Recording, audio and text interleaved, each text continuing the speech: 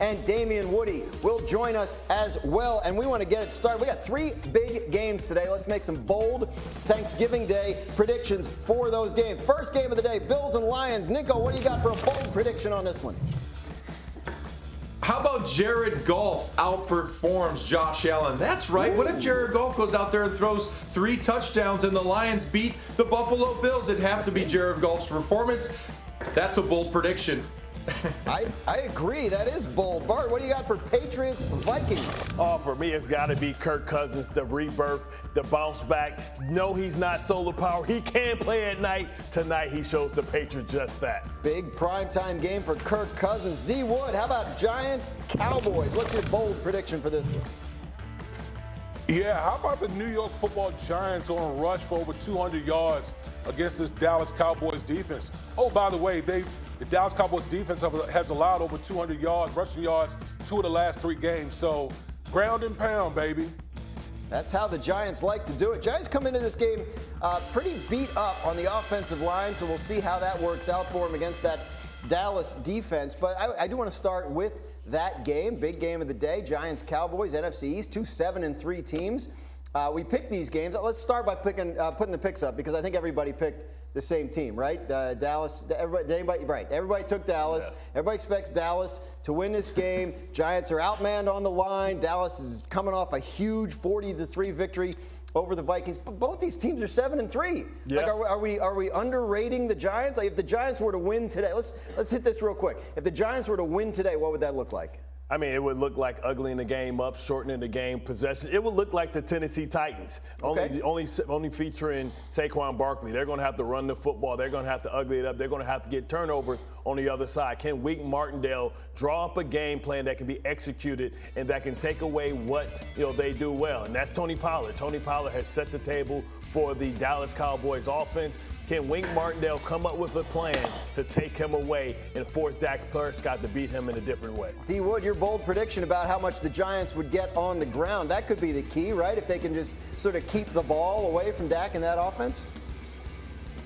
Yeah, I mean, to me, that is the key for the Giants in this game. I think if you're the Giants, you got to muck it up, right? Like, you got to muck up this game, and the way you do it is by running the ball, and we know the Dallas Cowboys are vulnerable against the run on the defensive side. The last thing the New York Football Giants want to be is in 3rd and long with that pass rush. Run the ball, make it ugly, and then in the 4th quarter, see where you're at. That's been the Giants' formula all year, Ninko. Do you think, do they have any shot today? Well, I mean, there's always a puncher's chance, but they have a bunch of injuries. That's tough to overcome when you have all those injuries. And you think about the Cowboys before the matchup against the Vikings, they were just terrible at stopping the run. Then they go into the Vikings and they really stop the Vikings in the running game. So that's really the key to success for the Cowboys. They had to tighten up defensively. Offensively, they had more balance. Dak was playing really good. Then you have Tony Pollard, who basically had his career game last week, 189 yards of total offense. Mm-hmm. So I think this game is really more about the Cowboys, and can they be consistent? Because that's really what I want to see. Can the Dallas Cowboys consistently, week in and week out, continue to be a better football team? Because then that is going to sell me on the Cowboys. But for right now, I need to see consistency. Yeah, I think that's the key, right? They're coming off their best game of the year. Yeah. 40-3 over the Minnesota Vikings on the road in Minnesota against a Vikings team that came in hot. So we talk about the Cowboys a lot. I guarantee you tomorrow on the show, no matter what happens, we will be talking about the Dallas Cowboys.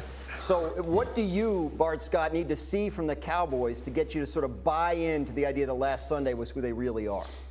Because like Nico said, consistency, but I want to see Dak as well be able to facilitate the football. I want to see them scoring in the red zone. I want to see them effective in situational football. This isn't so much about the opponent that they're playing. This is about really tightening the screws up. And I want to see, if Daniel Jones is a part of the run game, if they're able to stop a mobile quarterback. Because remember, the Philadelphia Eagles really isolated Michael Parsons in that RPO game. Now, I know that Daniel Jones isn't the same type of athlete as Jalen Hurts, but you can use some of that game plan. And remember, they're in courtship right now, man. This is like the love connection. Everything is about looking attractive to OBJ.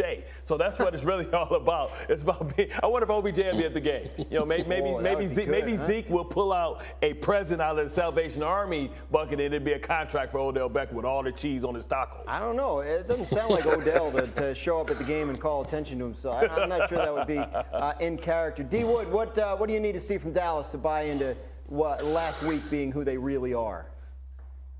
Yeah, it seems like on the show today, the word of the day is consistency, right? And I think that goes to the offensive coordinator, Kellen Moore. Like, I want to see him be consistently who the Dallas Cowboys are on offense.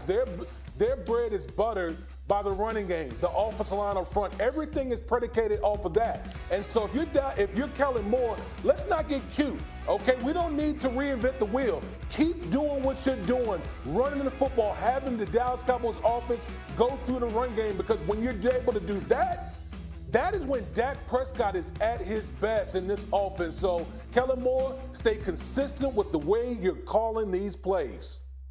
All right, more on this game as the show goes along. I want to talk about the other New York team, and that's the New York Jets, who benched their quarterback yesterday. Zach Wilson benched in favor of Mike White.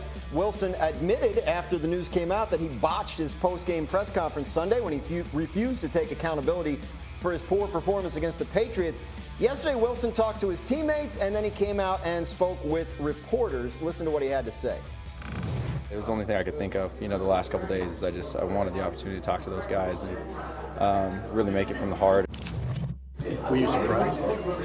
You know what? I wouldn't say necessarily surprised, because I haven't been doing my job. And, of course, I would like to not agree with the decision and everything, but it comes down to I got to play better. Zach's career here is not over. I know that's going to be the narrative. I know that's what everybody wants to shout out, and that's not even close to the case. The intent, the full intent, is to make sure Zach gets back on the football field at some point this year. When that is, I'll make that decision. I'm going to take it day to day. All right, so since Coach Robert Saleh gave us the narrative, let's run with it. Has Zach Wilson played his last game as a New York Jet? He has not, but he's on thin ice right now, because we've seen this movie before with Sam Darnold, and it turned out that he wasn't a player because the change of scenery didn't help him out either. But really what this was is a teachable moment, right? It's a teachable moment to teach him how you have to be a leader. They said it wasn't about his play, his preparation, but it's about his leadership, and that's the intangibles that you have to have as a quarterback, especially the quarterback of the New York Jets. It wasn't hard to go up there and take accountability for it, but he refused to do so, and this is a teachable moment. And listen, this team is going to, if Mike White continues to play at a high level, you won't see Zach Wilson, but it's not over. Look at every quarterback in this class. Nobody separated themselves. You can say Justin Fields, but he's been running the football. He hasn't been playing the position from the pocket. So whether it's Trevor Lawrence, whether it's Davis Mills, who got benched as well, but we don't. Trey Lance, we don't know if those guys can play. He's right there with them. He's a young quarterback. He still has a shot to make it in this league. Just if anybody in Houston is getting up with us this morning, we do, in fact, appreciate you just as much as we do any other market, regardless of what Bart says. The word to Bart Scott does not represent get up. Damien Woody, what do you think of the move to bench Zach Wilson in New York? Well, listen, I think that it was necessary, and Bart touched upon it as far as the accountability is concerned. But, this is also about 52 other guys in that locker room. We talk about, Zach Wilson and how everybody develops at different paces, right? So you look at all the other young guys that came into the draft class, whether it be this last one, the one before that, those guys have accelerated, and therefore the team has gotten a lot better in the process. So when you go in the locker room and you look at the other 52 guys, you got to make sure that you tell those guys, listen, we're in it to win it right now. We can't just keep trotting out the same guy who clearly is not getting it done. Now, do I think that Zach Wilson's career in New York is over? No, I don't. I think he'll have a chance to redeem himself. But right now, the New York Jets are in a playoff race, and you got to put the best guy in at the quarterback position now, give them the best chance to try to get into the playoffs right now. That's what's fascinating about this. Like, if they were 2-8, it would be kind of a different conversation, right? Ninko, if you're one of the... And they got a lot of money invested in him. They're not going to just bench him and leave him like on the sideline. No, he's going to have another opportunity. So we'll see when that is. I think it's going to be sooner than later. I mean, listen, what this shows is consistency, right? They had a problem with Elijah Moore. They made sure that they showed him that he wasn't in charge. Denzel Mims, they showed him he wasn't in charge. So what this does is win the locker room for Robert Saleh because he's consistent. Everybody is equal. And, we saw this with your Uncle Bill, Nico. Like, we saw Zappe come in, when Mac Jones, and that was one quarter. And that's what I was surprised more about, that they didn't try and get a spark last week. Because the other guys, if all the other young quarterbacks in that situation, you understand. Because their teams aren't going